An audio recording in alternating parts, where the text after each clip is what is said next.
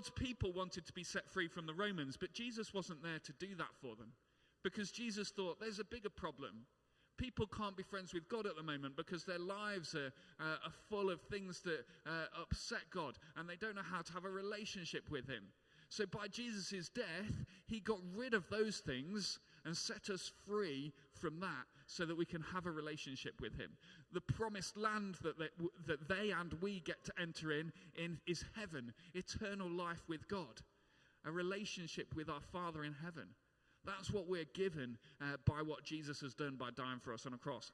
So as we go into this Easter time, there's the joy of knowing that Jesus has come, but there's also the sorrow of knowing that Jesus has to die, the cost that he paid for us on the cross. But that also brings joy in knowing that we're free, and that, spoiler alert, Jesus doesn't stay dead. If you want to find out more about that, come again on Easter Day. And we're going to explore what happened 3 days after he died. But we're going through Easter.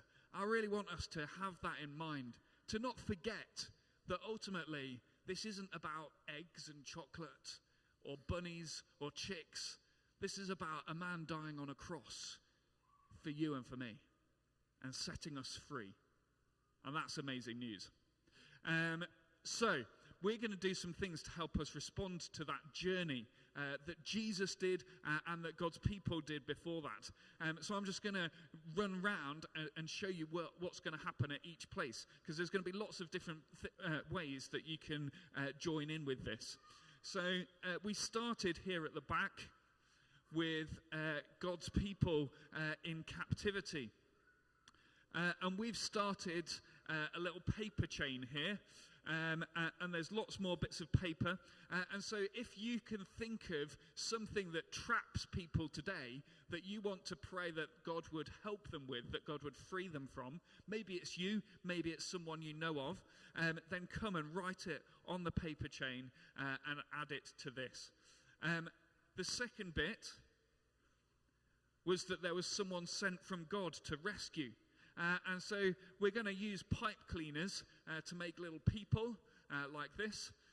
And as you make the people, you might want to say, God, are you sending me to help people?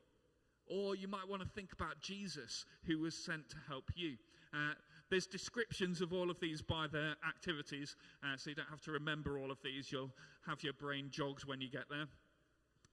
Then up at the front here, we had miracles, and Jesus healed lots of people. So we've got lots of plasters here, and if you want to pray for someone who's not well, or who's got an injury, or who's struggling with mental health, then you could write their name on a plaster and take that away with you to remind you to pray for them. Then up here, we've got the cross. The center of it all, where Jesus died to set us free. And there's a chance there to say thank you to Jesus for what he has done for us. There's lots of post-it notes that you can stick onto the cross. So there's pens there to write on the post-its and stick your post-it note onto the cross. And then coming down to this bit, we think about the sea, the Red Sea. And there's some bits of blue cloth that if you want to crawl under, this might not be suitable for everyone, but if you're up for crawling, you can crawl under this to imagine going through the Red Sea, okay? Escaping from your old life and being given a fresh start.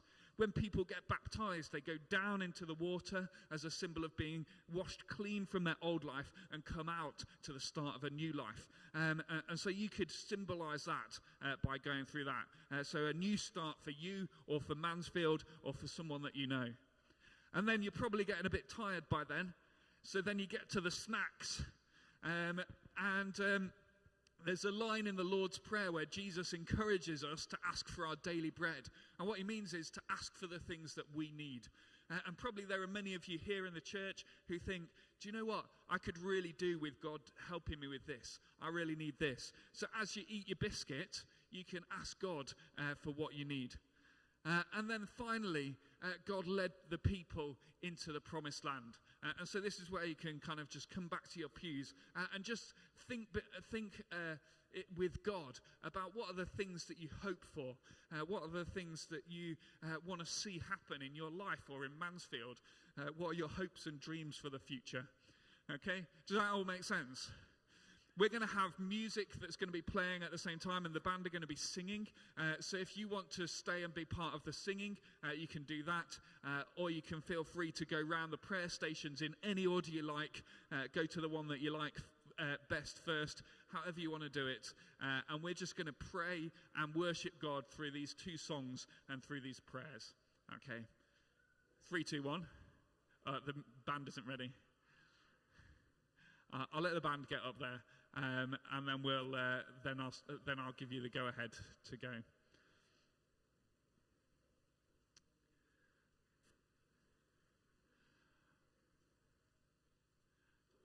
Amazing, thank you, band. Do you want to give the band a round of applause? They're great.